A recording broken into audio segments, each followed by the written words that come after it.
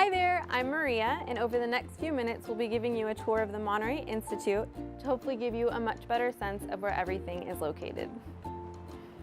Our campus tour begins where many people first arrive in Monterey, the Airbus Depot on Calle Principal. We begin by going up the stairs and walking through the parking lot. This is a city parking lot and not affiliated with the Institute. Most students do not use the city parking lots unless they are unable to locate an on-campus or street parking spot. The Institute campus is spread over 4 blocks, and this tour will move from east to west. We are on Pacific Street. At the corner with Franklin Street is the McGowan Building. Through the main entrance, we will find the MG100, MG101, and MG102 classrooms. We will also find the Digital Learning Commons, or DLC, in this building. This is the campus hub for technology, innovation, and peer-to-peer learning.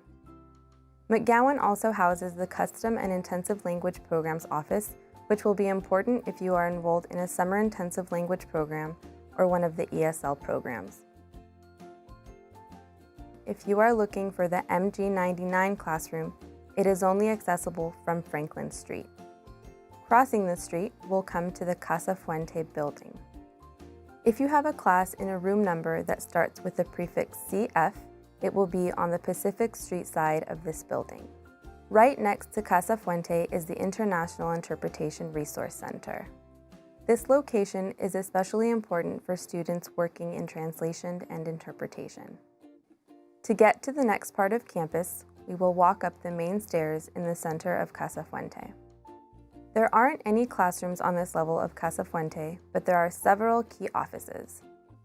To the north, you will find the Office of Student Financial Planning and Human Resources. In the middle are office services and campus services.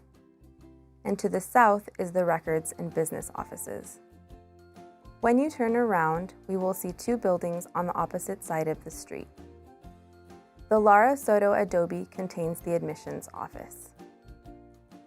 To the left of the Lara Soto Adobe is the CADE building that houses the Center for the Blue Economy, or CBE, which works to promote ocean and coastal sustainability.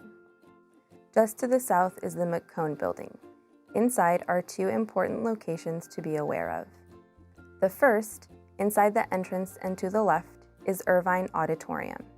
Many campus events, lectures, and special programs are held here. On the 3rd floor is the Center for Advising and Career Services. Here you will meet with your academic and career advisor prior to registering for classes. As we leave the Macomb Building, we will walk through the main student parking lot. Because campus parking is limited, only students that live a mile or more away from campus can obtain a parking permit for the student parking lots. This is something to consider as you search for housing. In the southwest corner of the parking lot, at the corner of Jefferson and Van Buren Street, is the James Martin Center for Non-Proliferation Studies, often called CNS for short. CNS is the largest non-governmental organization in the world devoted to curbing the spread of weapons of mass destruction. When we walk along Van Buren, we will then come to the Samsun Student Center. This area is made up of 2 buildings and a courtyard. The larger building is where students congregate and often purchase food and snacks at the World Cafe. The smaller building is the reading room and is used for quiet study. The little building to the east of the Samsun Center is campus security. This is where you'll go if you need to get a student ID, parking pass, have a door unlocked, or if you require safety assistance. To the north of the Samsun Center is the William Tell Coleman Library. Be sure to take the library tour during orientation week to learn about all the tools at your disposal. Right next door to the library is the Siegel Building, and this is where the offices of the president and provost are located. As we walk away from the library, we will come to the last block of campus. Farthest to the north is the R. Green Thumb Community Garden. This is a student-run community garden with a considerable emphasis on sustainable practices. Next to the garden is the Morse Building. Here you will find all the classrooms with an MRSE prefix and the A or B letter. Right next to Morse is the Office of Student Services. This will be your first stop if you have any questions related to student life.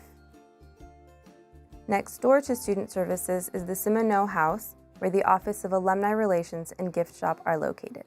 Here you can purchase items with the school insignia for yourself, family, and friends. One more building to the west is the Kimmel House. This is where ESL students will have most of their classes. Some administrative offices for the program are also located here. Note that while there is another student parking lot here, it only has 12 spaces. Finally, behind the Van Buren Street buildings is the Holland Center and Courtyard. Both of these are open access areas for study and relaxing. And that concludes our campus tour. Hopefully the past few minutes have given you a better sense of campus and where everything is located. If you do have any questions, please don't hesitate to contact Student Services.